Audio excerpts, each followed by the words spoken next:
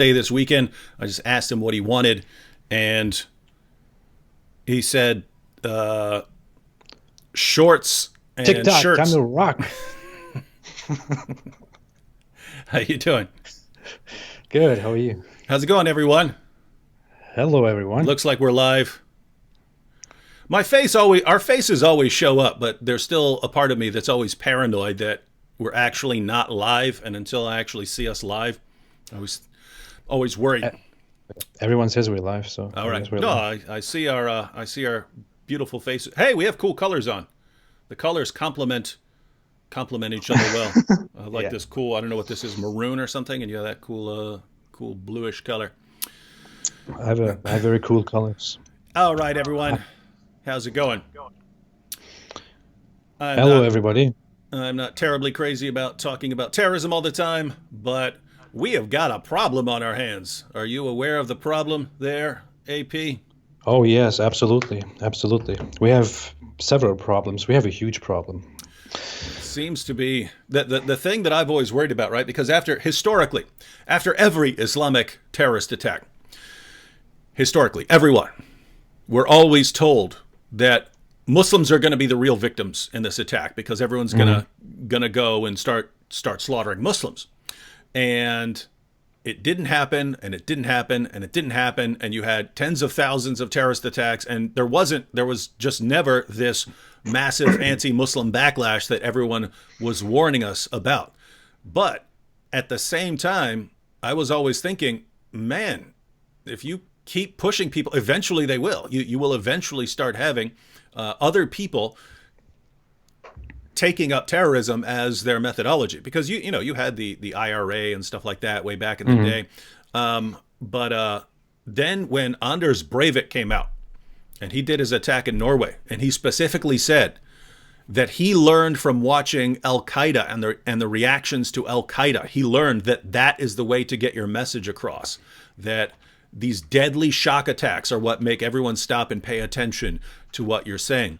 That was terrifying, because here is someone who doesn't believe in Islam, doesn't like Islam. He was an Odinist, a white supremacist, and he's saying, those jihadis actually have it right.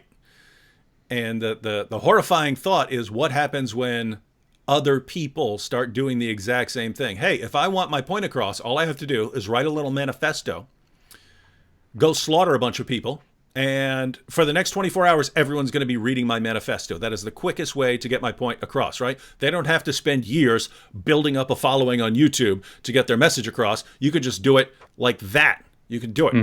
You put your manifesto on a site, and you go kill a bunch of people. And that's the terrifying thought, that would catch on as a method.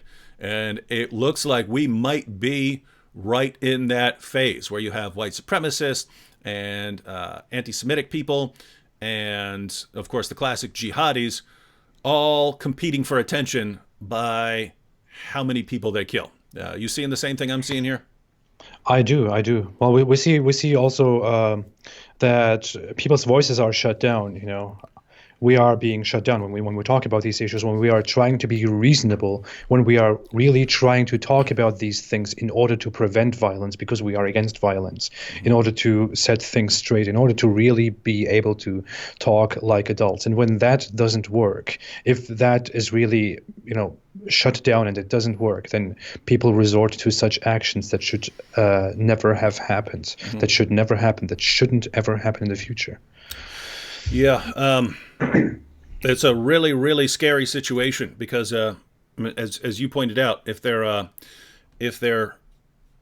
solution to this rising tide, and notice the tendency is never to shut down Islamic speech. It's not, hey, we have to silence all Muslims. It never crosses anyone's mind, and I hope that it doesn't. I don't want Muslims to be silenced. If you can defend your position, let's see you defend your position. Absolutely. But when it comes to white supremacists and people like that, then they say, here we need to ban this speech. But when they do it, they don't just go after white supremacists. They go after anyone they happen to disagree with on any issue, Everyone. right? And they lump everyone together, right? If you Hmm. disagree with us on abortion, we're lumping you in that category with white supremacists and alt-right, white national. We're lumping you all together in that category. And if you're a critic of Islam, if you criticize Islam, no matter how peacefully, if you criticize Islam, you're in that same category as well. And so this is pretty scary problem here. It is insane. I mean, it goes to such lengths, such extents that I mean, everyone sees the irony here. I don't even have to say that. We don't even have to talk about it. But an Islamic terrorist attack occurs, and as you said, no one is blamed for that. After an Islamic terrorist attack, no one is blamed for that terrorist attack. No one has to fear repercussions. No one has to fear being shut down, have their voice silenced, or that in any way coming back to them. But if a white supremacist, if a white nationalist or self-proclaimed white nationalist attack occurs, then it is really, really everyone. It's not even critics of Islam. Mm-hmm. Not even necessarily those who have a political opinion. Mm-hmm. It's directly the people who share the same skin color. It's directly the people who share the same religion, who come from the same part of the world, who remotely stand for the same thing completely naturally without ever having a choice in that. It is insane. I mean, the thing is, it is in our hands, in the hands of Europe, of the Western people, of Western companies, of companies that are based here in America, based here in the West. These companies should be understanding that that speech is invaluable, that speech is important, that we just can't shut down these things, because free speech is what leads us to solving problems reasonably instead of killing each other, instead of mass shootings and suicide bombings and other bombings. But sadly, with all our great values, with all our how nice we are to each other, we also have this attitude that we feel guilty collectively. Many companies, many our culture, those especially who are in the West, those who establish these companies, those who lead these companies, those who work at those companies, constantly have this feeling that we as a people, as a whole, we Western people in the West, are collectively guilty for whatever happens to the other, and that's why all of us need to be punished when something happens to the other. It's I want to lead this to something that I have just checked as we were talking. I was looking at the list of Islamic terrorist attacks this month in April. We have a total of 119 Islamic terrorist attacks in the world just in April. Right now, 766 people died. In one incident, on average, six and a half people died. 6 people died. But yet, when an attack happens from a self-proclaimed white nationalist or white supremacist, we immediately go and say, "Oh no, look. This is a problem. This is a huge problem. This is a global problem. This is a serious problem. This is the end. This is the worst thing that could happen. We need to crack down on this. We need to stop this immediately. We need to find all those who are guilty. We need to find all those who are responsible for all of these things, for this one white nationalist terrorist attack that has happened. We need to find everyone that could remotely be held responsible for this and need to shut them down." But we don't even care about this number of 119 attacks in April. Yeah, yeah, and again, it's if a white supremacist or a white nationalist does something, it would be one thing if you said we're going to shut down white nationalists or something like that. But again, it's everyone gets lumped together with them, so everyone starts getting shut down. But I mean, think about it, right? Because I think white nationalism is stupid. I think white supremacy is stupid. But if I wanted to deal with that as an issue, it would not be by silencing people who have that position but don't advocate violence, right? Like you can have a white nationalist who's going around saying, "Oh, all white people need their own separate area, and we all need to move there." They're not, they're not advocating violent terrorist attacks or anything like that. They're just saying, "Hey, we need an area just for white people," and they're calling it, and they believe that they will ultimately achieve that, like through political means and stuff like this, that the world will be divided up into certain areas and stuff like that. Well, I think that's I think that's dumb, but I would never cross my mind to say, therefore, that person needs to be shut down and silenced, because as you've already mentioned, what really happens when you start doing that, right? That person, right? That person, as dumb as I think his views are, still believes in getting his message across peacefully, not through violence. Once you silence him and you eliminate the possibility of him ever talking his way through this, one, you also eliminate any chance to have a discussion with him or to convince him that he's wrong, right? Because the people who are advocating just silencing anyone they disagree with, notice they're not changing anyone's mind there. And then we lose the ability to even change their minds, right? Because if that guy's out there running his mouth, if he eventually annoys us enough, we start responding to him, right? And we start saying, okay, you made this argument, that argument, this argument. Here's why your arguments are stupid, right?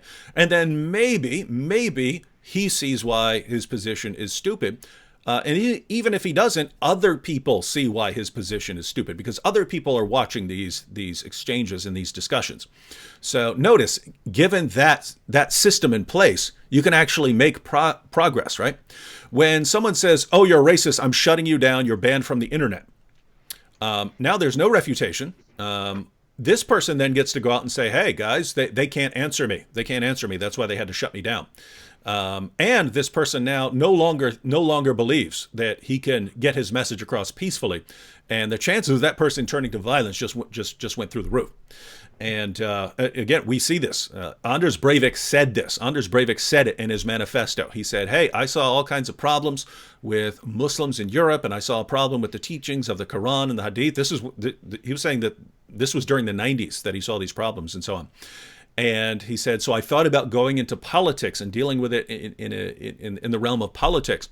But I realized that all anyone's going to do, as soon as you say, hey, guys, I feel like, our future is in danger with the pace of immigration here and some of the things that these groups are bringing in, the ideas that they're bringing in, I think these are dangerous. He said, as soon as you say that, people just call you a racist. Now, it's ironic that he did become a racist. He did become a total white supremacist and so on.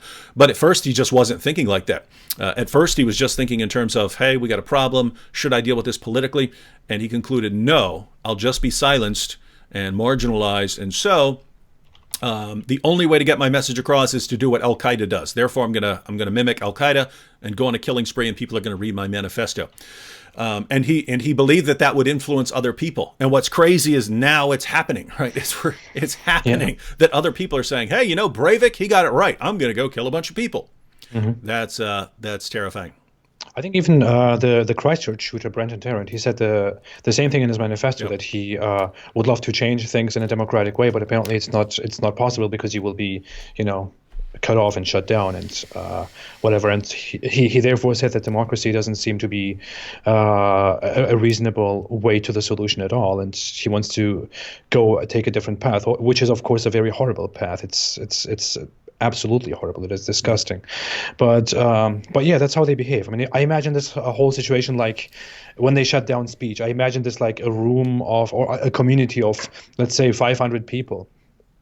And they gather in a room every now and then, and in this room there's this one person who shares his opinion about a specific thing, and his opinion just sounds so sensitive to most people. And the leader of that community, because this guy has that opinion, instead of arguing with him about it, instead of discussing why his opinion is wrong and how he could improve his opinions and his mind, the leader just tells this person to shut up and be quiet. So when that person can't really discuss the whole issue and can't engage in a discussion where the opinion of both sides, of either side, could be changed, that person won't just stop having the opinion that sounded so offensive in the beginning. That person will probably seek different ways to express their opinion, whether they are peaceful or not peaceful.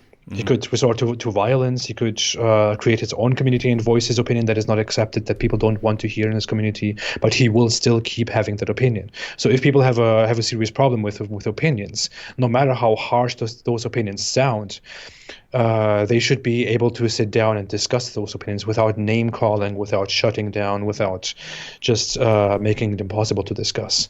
But there's just one thing that I see. I don't know. I want to ask you what you think about that. I mean, when people hear of these thoughts, of white nationalism, of a country for white people, or the future of white people, or we are being replaced, and all that stuff, white genocide, whatever you want to call it. When they hear these opinions, we agree that it shouldn't be shut down, although we don't really agree with it. But when regular people, when the mainstream society sees those opinions, they are kind of afraid of what such talk leads to.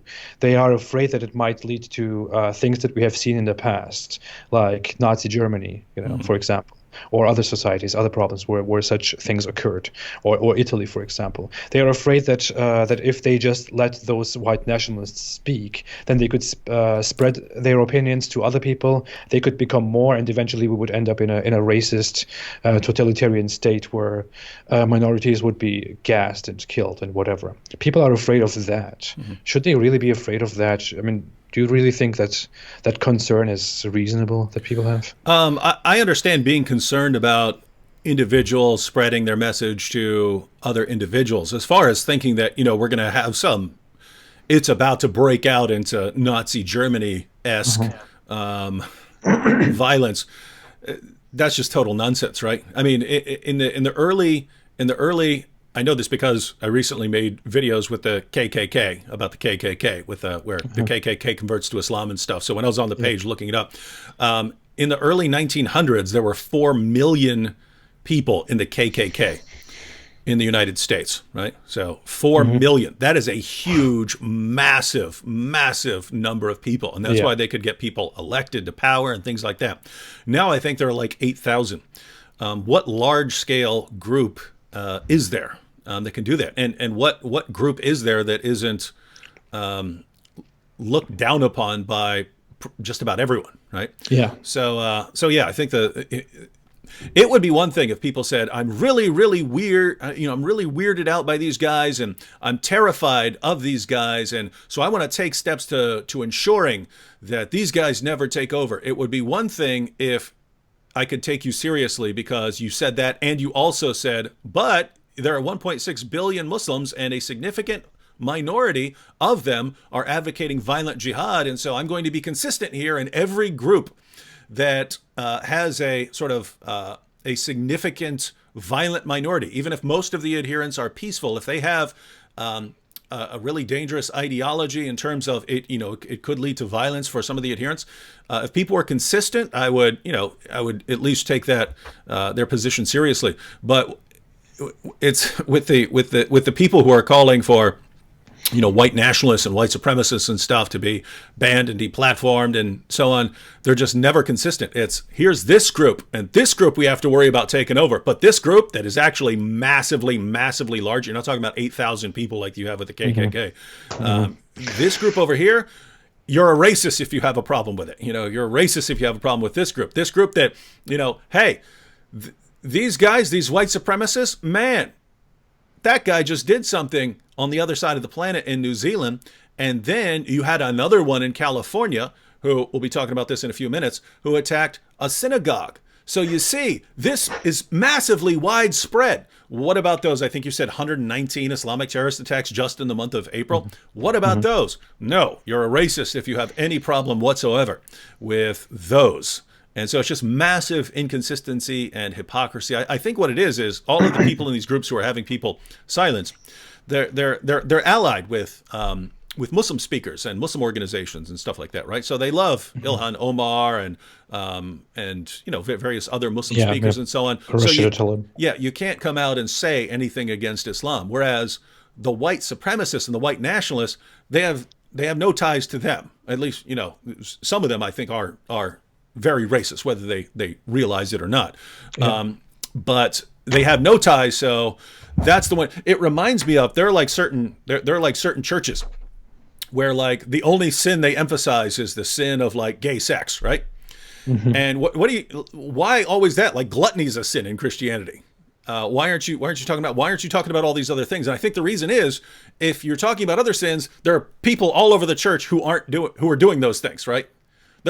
Half that church is going to go out and be gluttons after that not in some horrible sense. They're having a they're having a celebration, stuff like that. That's fine. That's biblical. But anyway, the point is, a lot of people are doing a lot of things that they're not supposed to be doing in Christianity. But most of the congregation probably isn't doing that one thing, and therefore that's the thing we go after, right? The thing that most of us have no connection to, because it's safe to talk about that. You're not going to step on any toes.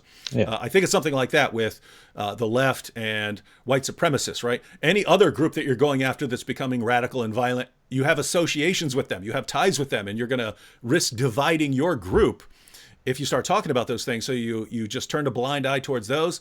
But white nationalists, hey, we all agree those guys are weird. So we can target them, and that's the problem. And very, very, very, very sad situation here.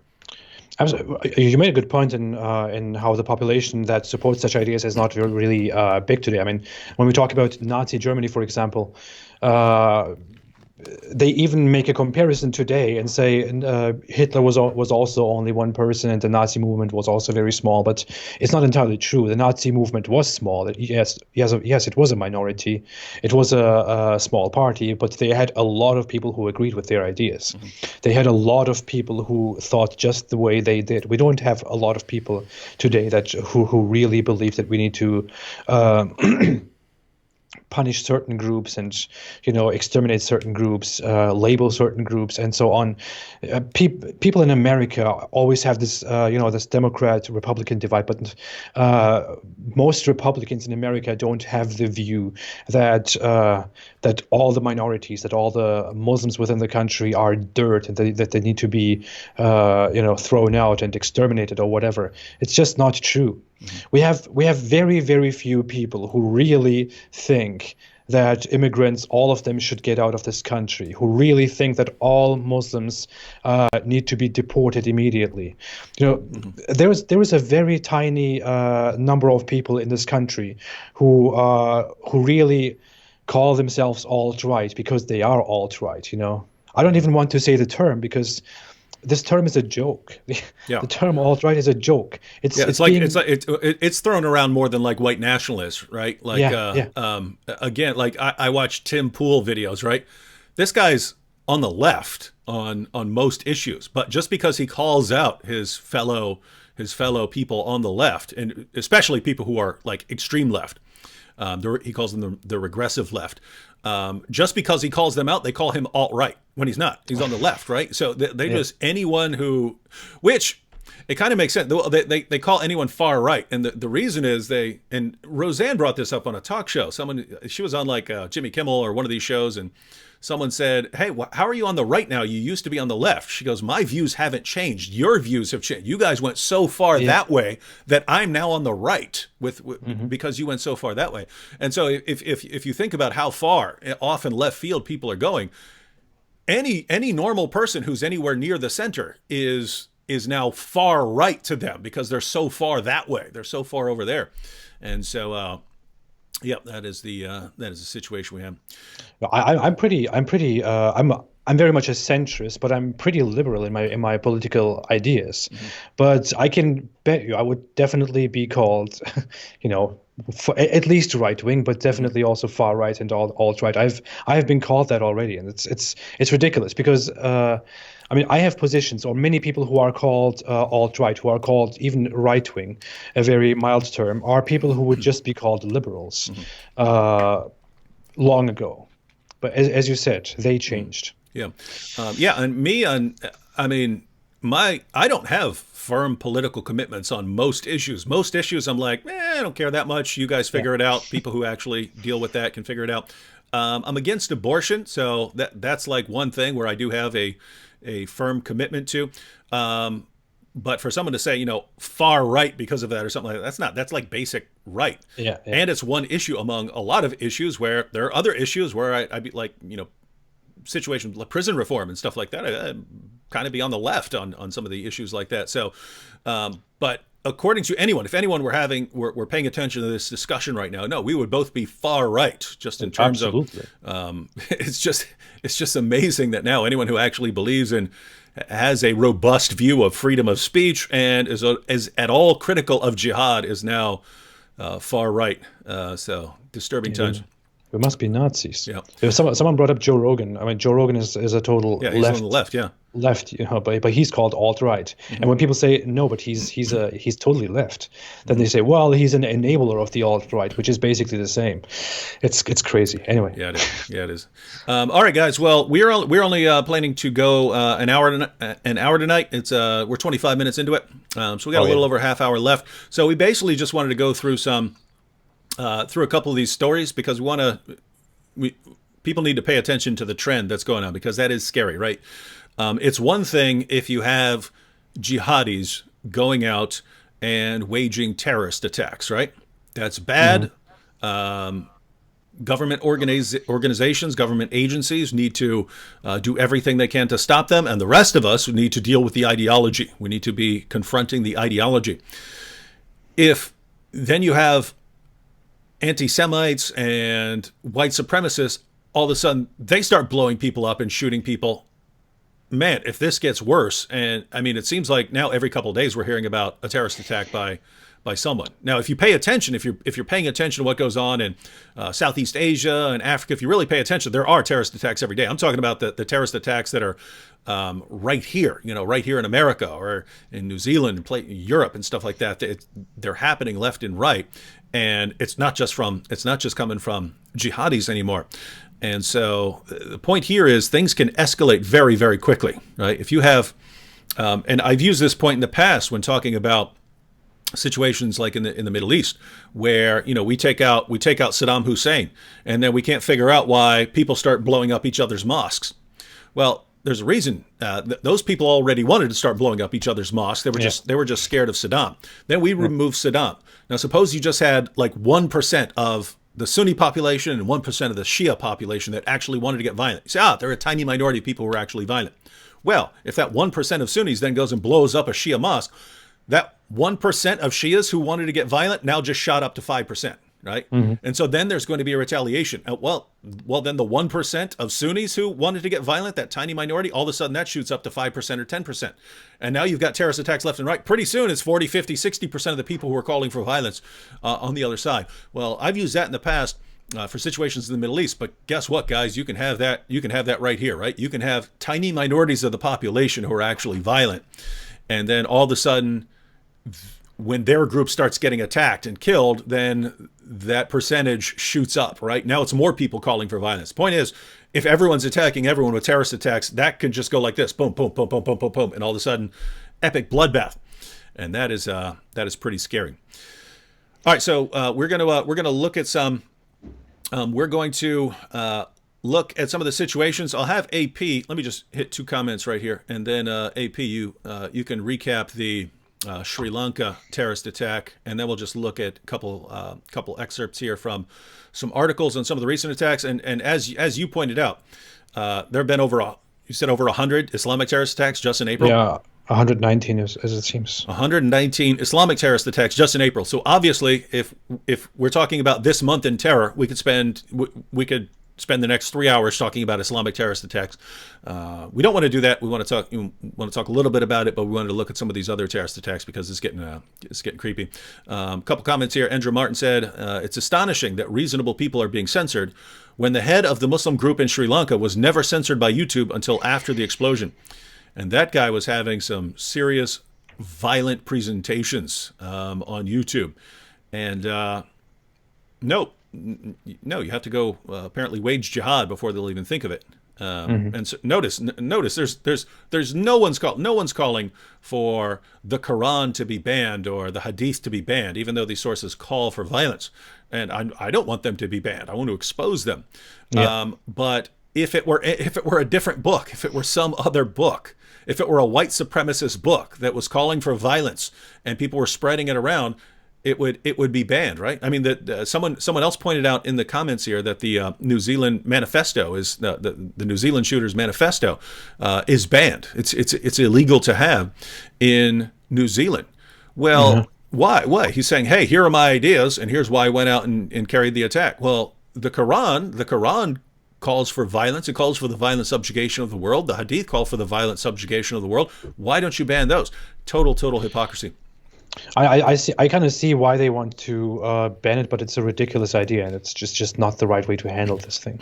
No, I would. I mean, if I had serious, and well, our numbers are growing. Our numbers are growing. Hopefully, we get to the time when we have numbers. And AP, I'm going to say it. We're going to build a big old studio, and we're going to use that thing and broadcast all around the world. But I'll just say, if I were the prime minister of like New Zealand, or if I were the main television station down there, I would have said, all right, he put out this manifesto. Let's get some experts in here to go through this point by point, argument by argument, discuss this and get to the bottom of it and show why this guy is totally evil and a complete moron as well for what he just did. That's how I would handle that, right? That's how I would handle it. Don't just put it this way. Anyone who wants a copy of that can still get it. Yeah. Right. But by shutting it down, you just eliminated the possibility of actually refuting the things that he said, because you can't discuss it, because if you do, then you've broken the law and you're in trouble now. Yeah, that's how it should work. I mean, by banning that, by censoring it, you won't prevent most people who actually want to read it from reading it. Mm-hmm. So you should be addressing those things that people that motivated this person to go out and commit such an insanity. You should really target. You should really talk about these issues intellectually and try to, in order to influence the rest of the population in a positive way, in order to prevent such future horrid actions. You should really go into that and prove people wrong who think that way, who think the way this guy thought. Mm-hmm. Yeah. And that sadly never happens. Even in America, we are experiencing so many shutdowns because of such thinking. Mm-hmm. Comment from Anthony here. He said, "You guys are my heroes. I grew up in Lebanon during the civil war between Christians and Muslims. I experienced and witnessed Muslim terror firsthand from 1975 to 1983. So he says he grew up there and witnessed it. I'm assuming he moved to like the United States or to Europe. But notice, imagine the situation here, right? He moves from Lebanon to, let's say, the United States. And then he's seen what jihadis will do when they get power over you. And yet, if he goes around saying, guys, this is what I witnessed with my own eyes, and here's the source of it. It's because Muhammad taught his followers to do these things. He's an alt-right whack job now, right? This is amazing. This is amazing. Yeah. All right, so the Sri Lanka attack. Let's recap that. Yeah. Now you've heard, right? You've heard that it's being claimed that this is in retaliation for the New Zealand attack. Oh yeah. It is a retaliation for the New Zealand attack. It was just so quickly organized, so quickly all this huge organization was made within a very short time frame. And they managed to go after white supremacists. Oh yeah. Oh wait, they didn't. They went after brown Christians in Sri Lanka. The Christchurch shooter would have shot those same Christians, right? If they were in New Zealand and they had higher birth rates than any other group. He said that's why he went after the Muslims, right? Yeah. They were the wrong race, but that was enough. It was that they're the group that had the highest birth rates. So that's why he targeted them. If that had been brown Christians and they had the highest birth rates in New Zealand, he would have gone and targeted those. So yep. He even said, today we are coming for them, but tomorrow we will come for all of them. Mm-hmm. So he meant he'll basically attack all those immigrants. Yeah. So I'm not buying. I got to call bull on the claim that this is retaliation. As you pointed out, there's not enough time, right? You have the Christchurch shooting, and then how many suicide bombers were there? 9, as far as I have picked up. Yeah, it's 9 suicide bombers are known as perpetrators. So 9 suicide bombers, and the chemicals and materials to build the bombs, and the detonators. And didn't they find, like, I think some insane number, like 100 or 200 or something like that, extra detonators that these guys had. Yeah. The point is, they had this plan in motion long before the Christchurch shooting. But you can always do that in the hopes of winning support from your fellow Muslims. Hey guys, this isn't us just going around killing a bunch of Christians. This is us going and killing a bunch of Christians in retaliation for that white guy, that white supremacist who went and shot a bunch of people in a completely different country. So that's it. That's our Islamic justice, and I guess they'll get some people like that. All right. So to set things off here, what are your thoughts on the Christchurch shooting and the reaction of the West? So the Christchurch shooting, how many people died? What is the complete total? It's 50, right? 250? Oh no, Christchurch, yeah, it was like 50. Yeah, 50, yeah, 50 people died. It was 49. So, it was 49, and then like someone else died of the injuries. Well, it was a horrible act. We have talked about it before together here, but I was pointing out about that just before we started going live. I was talking with you about that, which I really don't know how to put, because I don't want it to sound very. I don't want it to sound very outrageous, what I'm trying to say. But what I'm saying is, after the Christchurch attack happened, we have spent so much time finger pointing, so much time, looking for all those who are guilty of this, who are responsible for this, and we talked for it for very long. And for over a week, we kept talking about it and kept talking about it, kept coming back to it. All the Muslim activists, the mainstream media, everyone has gone out and talked about it endlessly. We had to distance ourselves from it. We had to make videos about it, because we felt that it was so relevant. It was, I don't know, but the Christchurch attack happened. It was 50 people. Muslims died. It should have never happened. It was a horrible act. Whoever did that was a complete scum of society, if I can say that. Total loser. Yeah. But the reaction was very, very loud and very big and very wide, but then the Sri Lanka attack happened. The Sri Lanka attack happened. 250 people died. Initially, we even learned of much higher numbers. It went over 300 or something, 350 or so. So it was then lowered and corrected to 250 because the information was initially wrong, apparently. Well, I saw why. They said it was basically there were so many body parts all over the place that it was hard to even keep track of the correct numbers. Yeah. Imagine. So Christians were targeted. Christians were killed. 250 of them died, who are completely uninvolved in any of those political things that are happening in the world, who are just a Christian minority in Sri Lanka. And who talked about it? We talked about it. People who care about Christians, people who care about the Christian community around the world talked about it. We talked about it for half a day, and then we forgot it.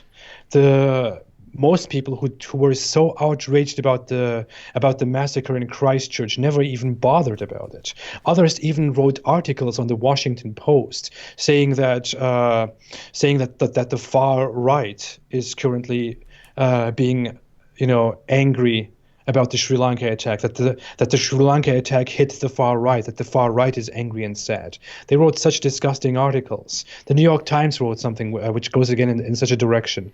Many people on the left didn't even care. They didn't care for more than just leaving. Most of them didn't even leave any comment. Most of them didn't share any condolences. I mean, it was half a day and then we forgot about it. Can you see the comparison? Why? I understand that it's Sri Lanka, it's not New Zealand. Great. Yeah. But still, we are talking about kind of racist if you care about. I mean, if you care about people in New Zealand but not in Sri Lanka, right? Like they're worth less. Yeah. And that's kind of, I don't know, when I see this happen, I talked about this last time, but when I see this happen, that people react with such anger and such sensational speech and such doomsday talks and about how everything is horrible now, how everything will be horrible now once an attack happens like the one in Christchurch. But when an attack like the one in Sri Lanka happens, they don't even care about it. They don't even want to care about it. They even go on accusing those people who care about it of being far right. Then I just think I'm totally right in what I'm doing here. We are doing the right thing. Oh, yeah. We are absolutely doing the right thing, and I want to do it forever until the last person gets this, or until I'm just gone. Yeah. To tie this into what we were talking about earlier, guys, just think about this, because this is like the main takeaway of a lot of our talks here. You had that the white supremacist shooter in Christchurch killing Muslims because they were brown and they had the highest birth rates, right? Mm-hmm. So he goes on a killing spree. He puts out his manifesto. Guys, here are my ideas. Well, guess what? Those ideas are shared by certain other people around the world. Not nearly as many as, the ideas that are shared by Muslims or something like that, but there are other people who share those same ideas. Most of the people who share most of his ideas don't also believe in going out and killing people. Mm-hmm. But the point is, he listed his ideas that are shared by others. And instead of exposing his ideas, they banned his manifesto, so you can't have a copy of it, you can't discuss it, and you can't refute it. And they started shutting down and deplatforming anyone who happens to have the same perspective as he does, right? So if you can be identified as a white supremacist or white nationalist, then Facebook started cracking down. We're banning you from here. We're going to have you deplatformed, and basically just all kinds of places on the internet. Hey, we need to crack down on these guys. We need to crack down on these guys.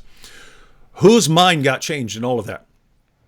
No one. Now who are you responding to? Who are you refuting? In other words, no minds have been changed, no refutations. There's nothing, absolutely nothing, to stop the next guy who has those ideas from going on a killing spree. And since now people are no longer allowed to have discussions about their views, you just made it much more likely that someone's going to go on a killing spree because of his views. So that's the situation there. And then with the attack in Sri Lanka, there, it's an Islamic terrorist attack, and it's done in the name of Allah because Muhammad said that he'd been made victorious with terror. Muhammad put a constant emphasis on martyrdom as the greatest thing you can do, the thing that will get you the greatest reward in paradise, and called for the violent subjugation of the entire world. And we're not allowed to address that either, right? So think about this. You have all of these ideas that are leading to violence. We're the people who are saying, hey, we need to examine the ideas to refute the ideas. And other people are saying, no, you're not allowed to talk about them. You're either in the category of, the ideas are either in the white supremacist category, in which case we just deplatform them, or it's in the Islamic category, in which case they're protected from all criticism. So what happens? Well, no one who has those views ever gets refuted using that methodology. So what happens? More and more terrorist attacks. That's what happens. Mm-hmm. Absolutely. That's where it always leads. We just need to be able to sit down and talk like adults, like 21st century adults. Yeah, and for those people who are saying, but there will still be people like that. That's true, right? That's true. You do have people who are just going to be violent no matter what. But lots of the people who are convinced into this perspective, you can convince them out of it, right? Or you can stop them from being convinced in the first place if you're allowed to have a discussion about it beforehand, right? In other words, keep in mind, I used to be a violent person, right? I changed my views. I don't think like that anymore. People can change. If you're not allowed to even have the discussion, then guess what? You're not, when you stop these guys, when you deplatform these guys, at least when they're on some website or something like that, you can see it, right? You can see what they're saying. You have a record of it. When you say you're no longer allowed to have a website, guess what? You're not stopping them.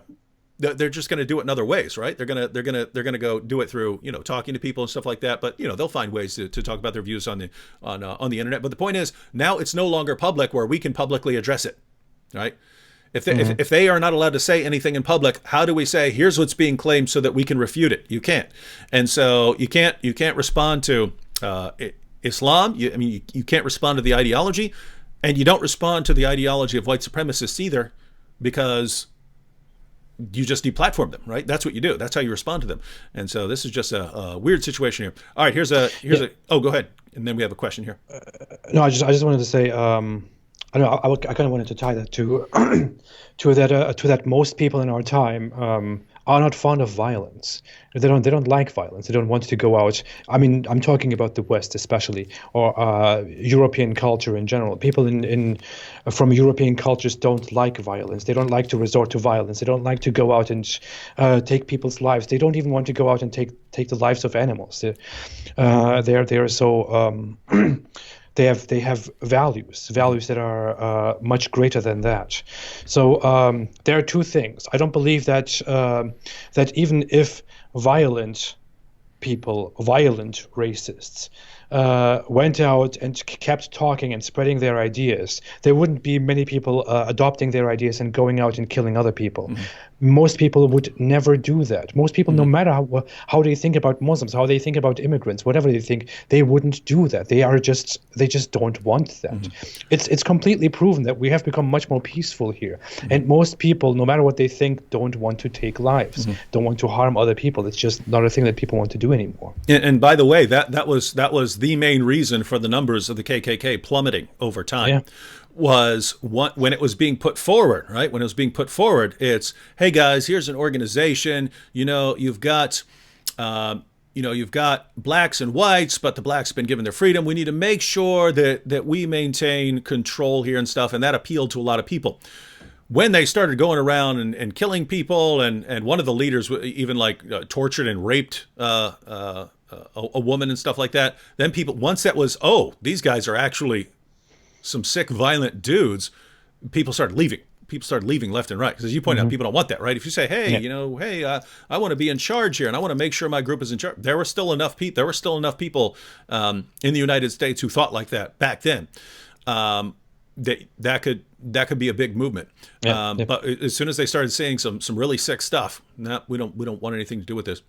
But that's why in the West we have values. We don't like violence, and we need to keep it that way. We need to keep the West as it is. That's why we need to stay away from Islam. Yeah, that's a good idea. That should be a meme. Yeah. All right, here's a quick question, and then we'll just read a couple lines from some news reports about some of these other terrorist attacks. Okay. But Christian True Believer said, how do we stop them from taking over the United States? You can see that they're trying to implement it into our school, and just watching Ilhan Omar and Rashida Tlaib, wrong spelling in their name.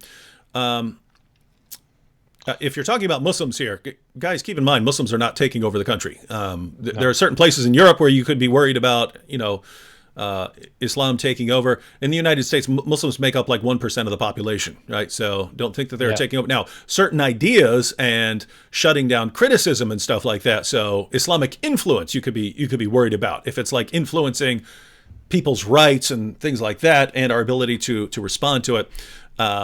Then that's something that we should be worried about. But as far as what you should do, you're saying, how do we stop them? Well, keep in mind, the United States is a democracy. And someone's going to go, no, it's a constitutional republic, man. Yeah, but it's a form of democracy. You go out and vote on things, right? You vote on who goes in power, right? That's what I mean by democracy here.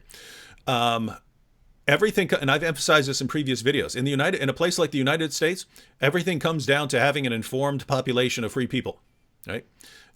If you are worried about bias in the media, bias in the education system, bias in Hollywood, bias in the political realm, then you need an informed population of free people. That fixes that problem instantly, right? Because politicians, they get voted out. They get voted, people that you trust get voted in. Places like CNN, they're businesses. CNN's ratings have been plummeting. They're plummeting because people are getting fed up with being fed nonsense. Guess what? CNN either adapts and starts getting some people who speak the truth, or they die, right? You don't get advertising revenue if you don't have viewers. So the education system, if you say, hey, that school over here isn't trying to brainwash my kid, but that school is, I'm going to send my kids where they actually get a good education and don't simply get brainwashed. If enrollment plummets, you have to adapt. So all of these sort of pillars of communication in our society, they're all controlled by us. So that's why we're doing this right here. That's why AP is doing what he does. This is what I'm doing. We're trying to build a population of informed people. Now the problem is, what do we have? We have like YouTube channels, right? We have YouTube channels, right? On the opposition side has like all the media, all politicians across the board, Hollywood, right? They've got some major powerhouses on their side. So anyway, the fact that people end up agreeing with us if we actually have the discussion shows that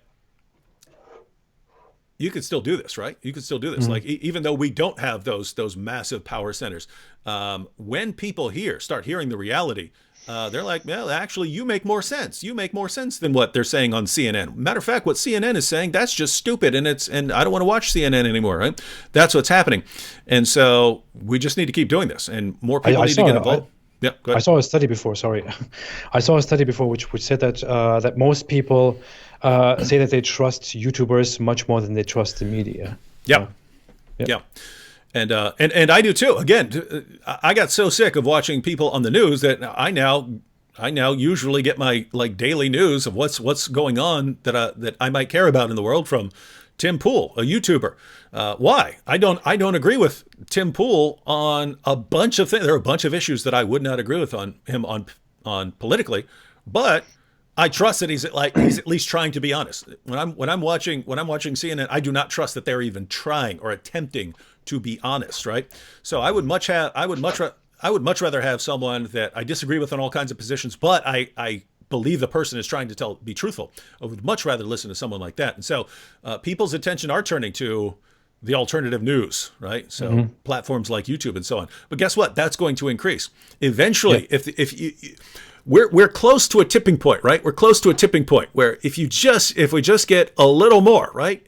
Get a little more of the population on board, I think it's gonna start falling down like dominoes. And so I believe we can have a massive shift in a very short amount of time. What do you think? Absolutely. Yeah, I definitely trust YouTubers more, especially this one guy who's known as Apostate Prophet. Has an awesome channel. He also has cups like this. I don't know if you've ever seen that. Yeah. It says "Stay away from Islam." Oh, that's awesome. Yeah. How could I get one of those? You just need to ask me. No, I mean, like, how would a person get one of those? Oh, you just need to go. There are many ways to do that. You just need to go on merch.apostateprophet.com. There you can get it very, very quickly with just 2 clicks or 3. Wow. Maybe 4, I don't know. Or you can just go on the Apostate Prophet YouTube channel, and then you can, from any video below in the description, you can reach the merch channel and can buy your cups there right away. Has this ever happened to you? You're trying to drink water, and what's the solution to this problem? Well, if you go to merch, Apostate Prophet, you can get something to hold that water and not spill it all over yourself. You can avoid all these embarrassing incidents. Anyway. Yes. And it's got a handy message on there. All right. Don't forget to smash the like button, by the way. Wage jihad on the like button, everyone. Oh, yeah. Everyone hit that like button if you haven't hit it already. And all right, let's we got a few more minutes. Let's go ahead and zoom through a couple of these stories here. I'm just going to read a little bit. If I have the technology here, yes, I do. All right, so Sunnyvale crash suspect targeted people he believed were Muslim, police say. So let's check out this story real quick. This is in California. Now, I noticed that all the stories we're about to look at are from California, right? This is supposed to be this liberal paradise, this leftist paradise, and terrorism is exploding on all sides there. No pun intended. CNN, the driver accused of intentionally hitting a group of pedestrians in Northern California attacked people he believed were Muslims, police said. New evidence shows that Isaiah Joel Peoples also targeted the crowd based on race. Let's skip down. Peoples, 34, has been charged with 8 counts of attempted murder for allegedly driving his vehicle into pedestrians in Sunnyvale earlier this week.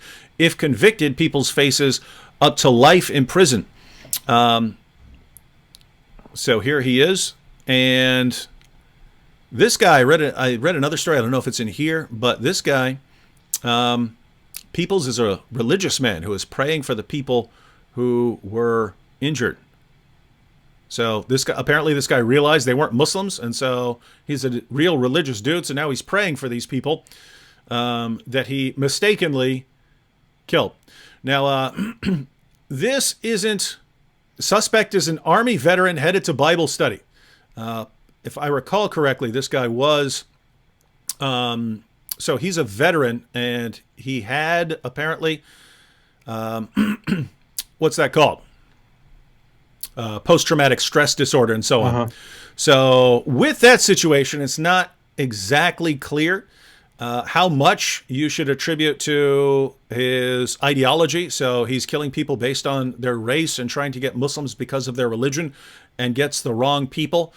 I've known a couple people with post-traumatic stress disorder, Yeah. and they do have some serious issues. So in this case, not sure how much you would associate with his ideology versus him being in just kind of a messed up guy. But at the end of the day, he could have gone after anyone. He wanted to target Muslims. This guy, I believe, had served in Afghanistan and decided to kill a bunch of Muslims. And guys, that is, I mean, think about one. It's stupid enough if you decide you're just going to go kill a bunch of random Muslims who have nothing to do with anything, and then you're so sloppy you accidentally run over a bunch of like completely random people.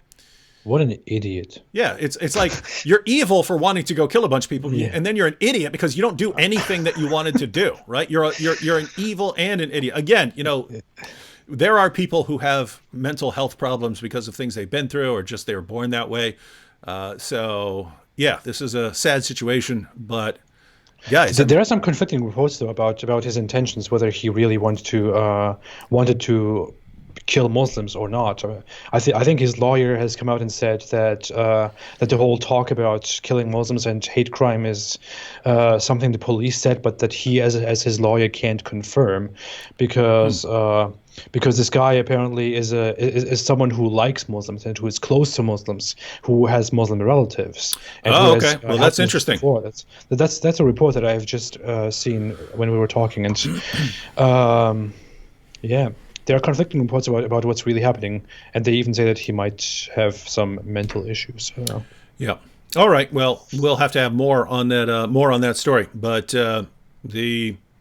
what was initially reported is this guy decided to go run down a bunch of Muslims. Didn't realize these people aren't Muslims. Ended up running down a bunch of people.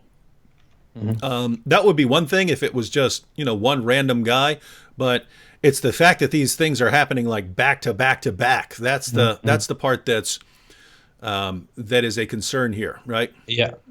So anyway, after that we have the FBI attack. I mean, not the headline here is about the FBI looking into this synagogue attack, but let's check this out. The FBI said on Monday it received multiple tips about a security threat minutes before a gunman opened fire in a California synagogue, killing a woman and wounding 3 others, but lacked sufficient details or time to prevent the attack. So with this one, this was apparently some sort of white supremacist who was going to wanted to go kill some Jews. Is that what you took away from? Yeah, he even he wrote a manifesto. It was clearly inspired by Brenton Tarrant in Christchurch in New Zealand. This guy wrote a manifesto which is even dumber than the manifesto in New Zealand, but it basically says completely insane things. Like he's at first proudly declaring that he's of completely white heritage and so on, and then he's talking about how the Jews are trying to destroy the countries of the white people, and how the Jews are planning this big replacement, and every Jew is guilty. Every single Jew out there who is called a Jew, who calls himself a Jew, is guilty of the same thing. There are no innocent Jews. They all need to be punished and so on.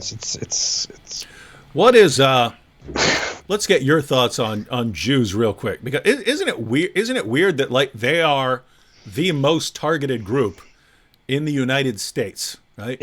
Like per capita, right? So you have more attacks against certain groups, but per capita, in other words, per individual, Jews are by far the most targeted group, right? Mm-hmm. In other words, in things like hate crimes and hate attacks and stuff like that, Jews per capita are the most common target. Mm-hmm. And it's from people who are saying things like that. You're trying to take over everything, man. You're trying to take over. What do you think about that? It is insane. It goes back to theories that are so old. I mean, it goes back to theories not only from Nazi times, not only Nazi propaganda, but also to many themes to many many kinds of propaganda that was around much longer before that. There has always been this obsession with how the Jews want to disrupt, want to destroy the world, want to own the world and control everything. How they have all the money, how they own all the money. Every single piece of money that you get into your hands, a Jew touched that, and all that kind of nonsense.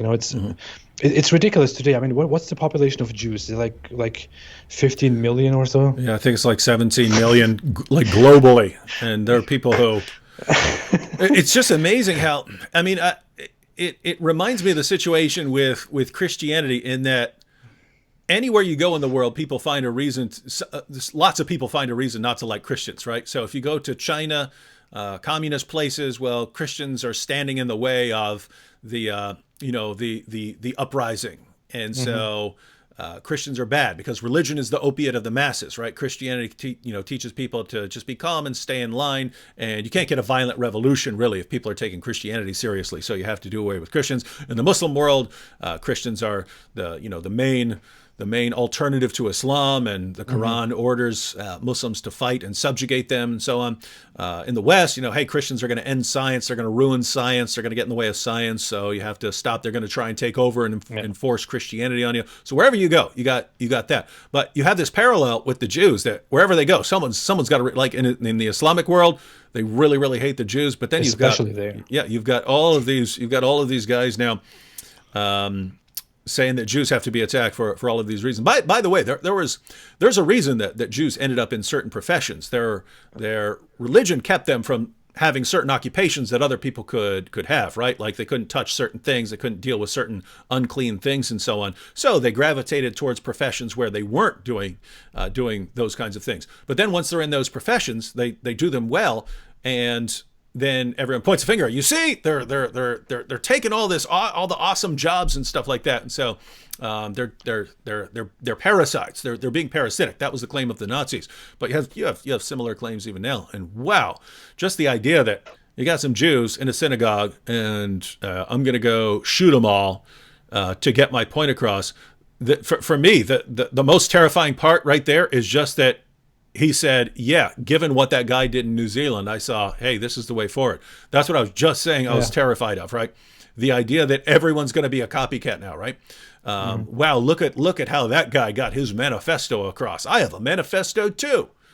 I wrote it in class when I was supposed to be paying attention to other things, but, I got my manifesto. I want my voice to be heard, and all I have to do is get a gun and go kill a bunch of people, and then I'll be famous. Bunch of losers, man. Total losers. What a great way to get out there and really make a change in this world. Yeah. What is that kid? 19 years old. He's 19 years old. This guy had his entire life ahead of him. And then, he wrote this in his manifesto. I don't know if you've read it through. I haven't read it through. I've just looked at a few parts of it, and I just found it so absolutely ridiculous. I mean, in that manifesto in New Zealand, I actually read it through because I really wanted to know what's going on. But I looked at this guy's manifesto, and it was just so much nonsense, completely kind of copied from that New Zealand guy. No reasons at all. Happy family, happy life. Thinks he's going to do something. He's going to change the world by walking into a synagogue and shooting around. All that is happening is that he'll be charged, and everyone will just know him as this big idiot. Yeah, and again, that's the. Man, think about that, right? Because this is the situation we had with jihadis. Just even a couple of years ago, people kept saying that, these Islamic terrorist attacks are because, they're all these super poor Muslims, and this allows someone to come in and, feed them and take care of them, but radicalize them in the process. And so if we just deal with the problem of hunger and starvation, stuff like that, and global warming, of course, that was an argument for a little while, then we can fix the problem of jihad. And it was total nonsense, right? The Sri Lanka guys ranged from middle class to upper middle class to super rich, right? Mm-hmm. That's who these guys were. I mean, Bin Laden was insanely rich. Osama bin Laden was insanely rich. His number two was a doctor, right? Mm-hmm. I mean, these guys are well educated, and they're well off compared to lots of other people in the position. And so now you have the same situation where you've got a guy who has a good normal upbringing and stuff, and he decides, you know what, I'm 19, now it's time to go on a killing spree. Yeah. In England, we have so many mosques that we know of. I just read about this one guy who is a former terrorist, and I read a little bit about his his experience, what he told the media, where he was radicalized, and so on. And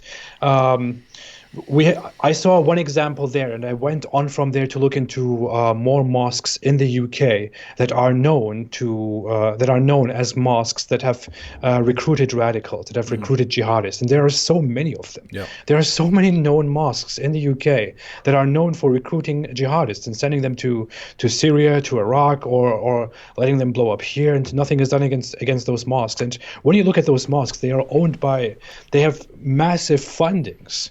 They are owned by massive groups, and they're not poor or anything. They just recruit people in the streets who look for a purpose in life and can't find any purpose besides going into this mosque, getting your head filled with nonsense and blowing yourself up in the streets. It's not about how these people are socially, how these people are poor or how these people don't have the same standards and this and that. It's certainly not about that. It's ridiculous whenever it goes into that direction. That's certainly not true. Yeah. All right, we're going to look at one more failed. Well, this one, thankfully, was a failed attack. But wanted to look at one comment real quick. It's from Daniel C., who says, "Zoanist equals Satanism." Zoanist. Now notice, Daniel, you didn't even spell Zionist right. But two, if you want to object to Zionism or something like that, right? Zionism is the claim that, the Jews have, a homeland in Israel and things like that. And the position was Jews should keep moving there and stuff until they have a Jewish homeland. You take white nationalists, right? You got white nationalists, and their position is that white people need a homeland because white people are going to be, cease to exist or something like that. If anyone has ever had a good argument that they need a place, right? And I'm not affirming the position right here. I'm just saying try to understand the position. If anyone has ever had a place to say, we need a place of our own where we can protect ourselves, it's the Jews here, right? Because think about it. They were in the population. In Europe. And the claim would be, you don't need your own place. You don't need your own land. What are you talking about? Your governments will protect you. Governments stuck them in ovens, right? Governments stuck these people in ovens. And even a place like the United States, who's the most targeted group of hate crimes? Jews, right? Jews. So wherever Jews go, there are people in massive numbers who hate them. And again, the response would be, you don't need a place of your own where you can look after your own group. We'll protect you. The Jews can say, you liars, no, you didn't, right? Keep in mind, it's not just the Nazis who were doing this. It was other groups that weren't taking them in when the things were happening, weren't protecting them when they're happening. So Jews, more than any other group that I'm aware of, can say, no, we have decisive proof that if someone rises up, and we know there are plenty of people who hate, if someone rallies all those haters and says, I want to stick these Jews in ovens, the rest of you aren't going to do anything about it. We know that. So we need a land. So I wouldn't call that Satan. I wouldn't call the view that, hey, we need a place where we cannot be thrown in ovens. I wouldn't call that Satanism. It's very ironic. If I did want to, I would at least spell it right. But go ahead. Absolutely. It's very ironic. The history of the founding of Israel, of the new Israel, the whole fuss in the Islamic world about Israel was that the Jews are coming into this Arab land and slowly taking over this land of the Arabs and buying land and establishing their own country. Because why would Jews do that? Jews can live anywhere else. They can just live somewhere else. They can just have their own states somewhere else. They can live in other countries. They don't need their own state in this Arab land. Why would they Why would they take land from the Arabs? And as a reaction to that, to that stealing land claim, what happened is that Jews all across the Islamic world were punished for the Zionist movement, for the establishing of Israel. It's very ironic. The Arab world thinks Zionism is completely stupid. Jews need to stay out of here. They all need to go back. Jews can live anywhere else. And because Jews don't listen, I will make them listen and therefore persecute all the Jews in my country. Great. And that's why all the Jews in the Islamic world have made an exodus and moved to Israel. Now there's pretty much no Jewish population in most Arab countries, in most Muslim countries, although there was a big Jewish population in many countries before. So that kind of proved the point. And if you really want to come now and say that Zionism is Satanism, it's I don't know what to say about that anymore. Wild stuff. All right, one more thing. One more look at this last story real quick, and then we'll. Sorry, I meant Zionism. Zionism, or Zionism. Yeah, I apologize. Get it right next time. You got to be a good bigot. Sorry. Yeah. All right. So let's look at this story real quick. So this was the failed attack. So L.A. terror plot thwarted. Army vet planned mass casualties, FBI says. Now, this is interesting because this was a guy who converted to Islam at the beginning of March. So that was last month. Now we're at the end of April, and he was already trying to bomb a bunch of people. So let's just go ahead and read a couple lines here. A U.S. Army veteran who wanted revenge for attacks on Muslims around the globe. Notice it's, hey, Muslims around the globe are being targeted. Not nearly as much as Muslims are targeting everyone else, but still, how dare they? How dare they? How dare anyone react to all the Islamic terrorist attacks? Muslims around the globe was planning to detonate a bomb at a Long Beach rally this past weekend before he was intercepted by law enforcement officials, authorities said Monday. Mark Stephen Domingo, 26 years old. Guys, another super young guy who, in theory, would have his entire life ahead of him and is ready to throw everything away in order to end other people's lives, other people who had their whole lives ahead of them. Mark Stephen Domingo, 26, was arrested Friday night after he took delivery of what he thought was an improvised explosive device from an undercover law enforcement officer posing as a bomb maker. Now, this happened multiple times in New York, I remember, and in many other places where you decide that you want to bomb people, but you don't know how to make bombs, and that's a long process, right? You have to figure out how to make bombs, and then you have to buy all the right supplies and stuff. That stuff takes a long time. That's why it's utterly ridiculous to think that Sri Lanka attack was just thought up as retaliation. That was people working for a long time. It takes a lot of time and a lot of work to build a bunch of bombs and stuff like that. So anyway, the situation is, well, you don't want to go through all the long process of figuring out how to make bombs and stuff and take the time. And so you talk to someone else who can get you bombs. And so you start looking around for people. Hey, can you get me a bomb? And pretty quickly you run into an undercover agent. So from an undercover law enforcement officer posing as a bomb maker, officials said he was charged with attempting to provide material support to terrorists and, if convicted, could face up to 15 years in prison. Well, that's good. He'll be out. In 5 or 10 years.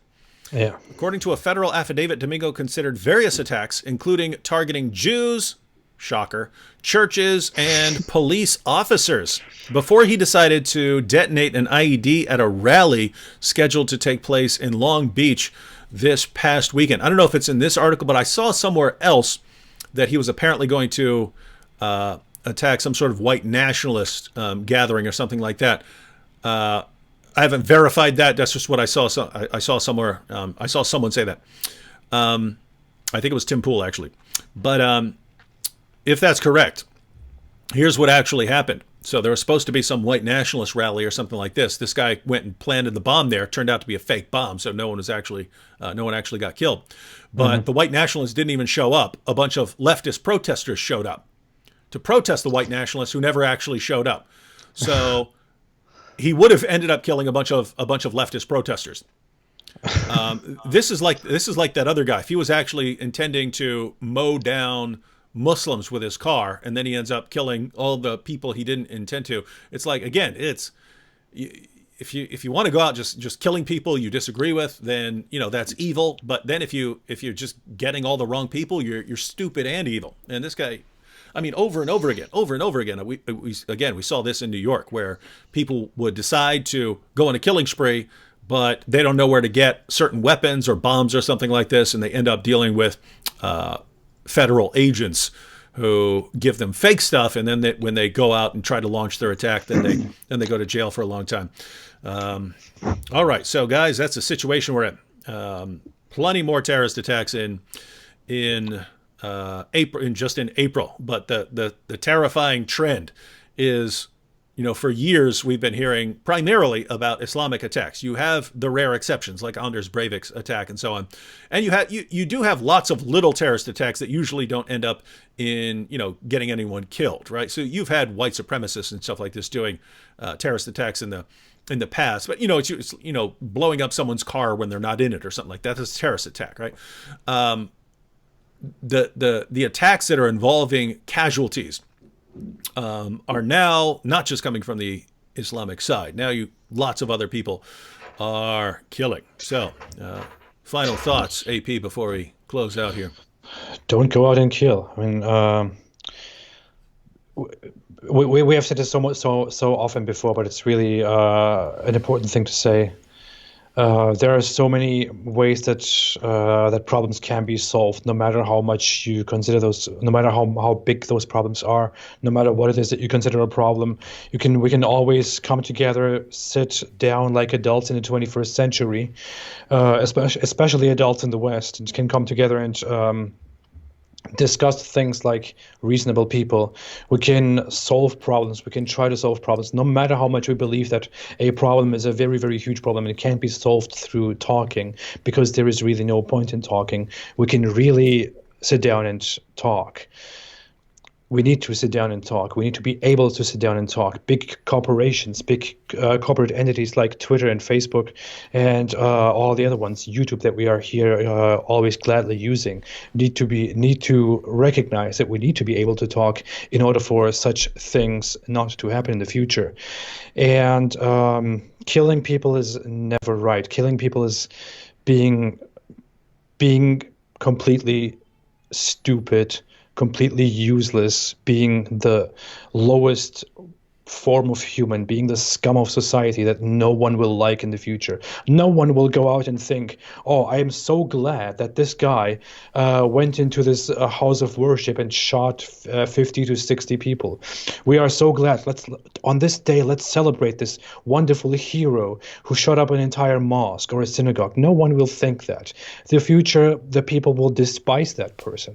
No one likes that. I don't know what those people are thinking. I don't know what kind of fantasy world they are living in.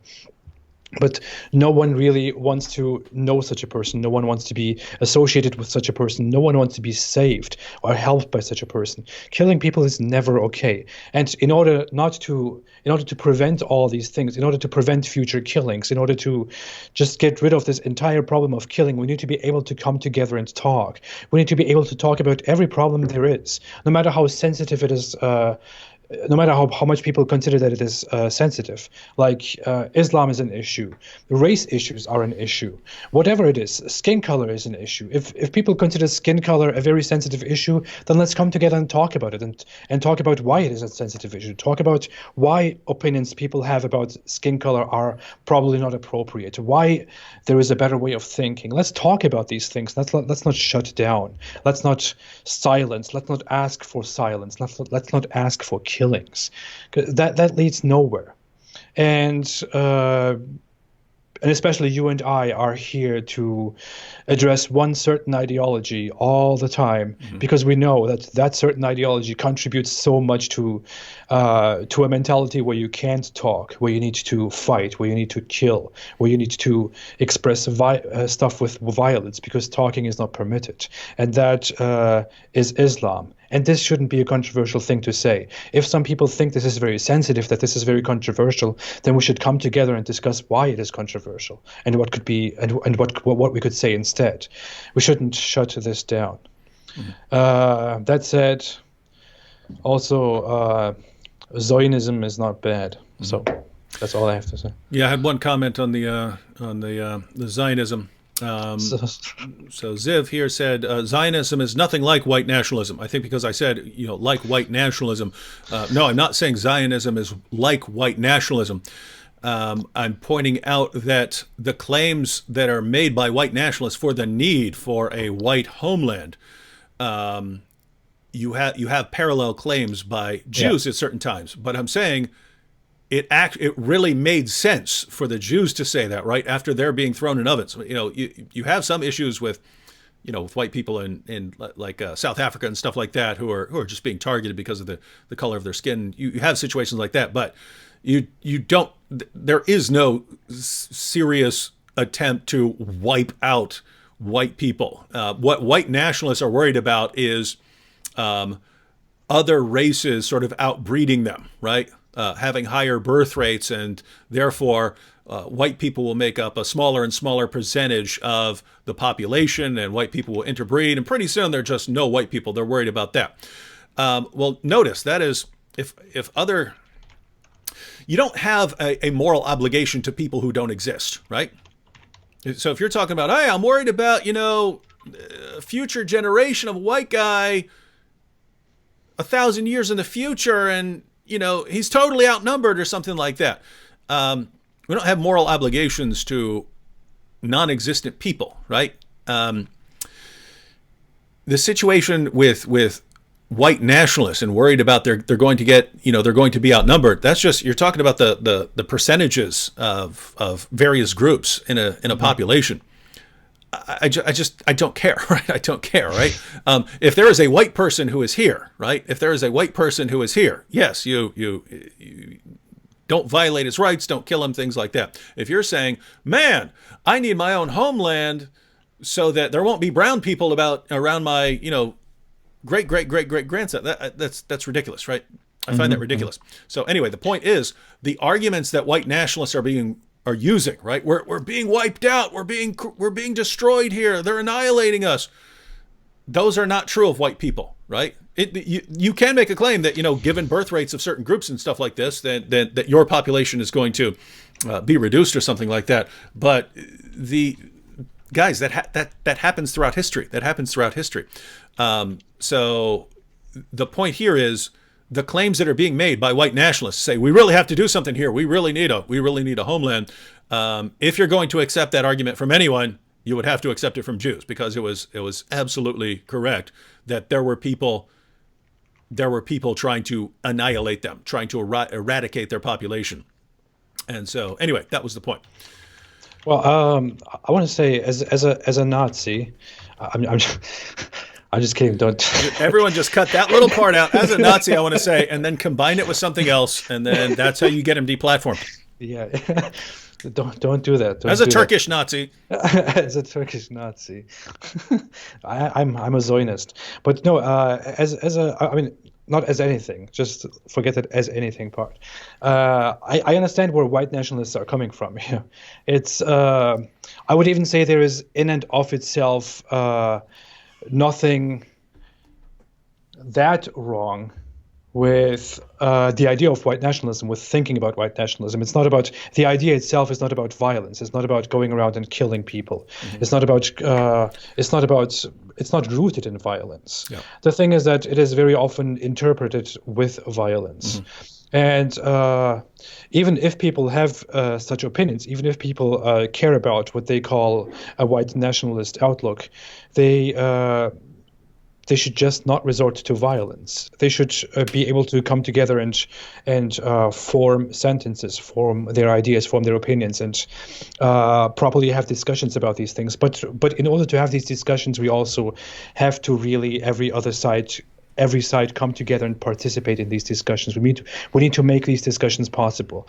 If a white nationalist is not liked by the majority of the population, if his ideas are not liked, if the majority of the people don't like white nationalist ideas, then we need to be able to come together and explain why people don't like white nationalist ideas, even to a white nationalist, instead of shutting him down, putting him into a corner, and leaving him no chance but to do absolutely stupid things that no one loves to see. That's all I have to say for today. All right, thank you for everyone for joining us here. Thank you, AP. And so we've seen a lot about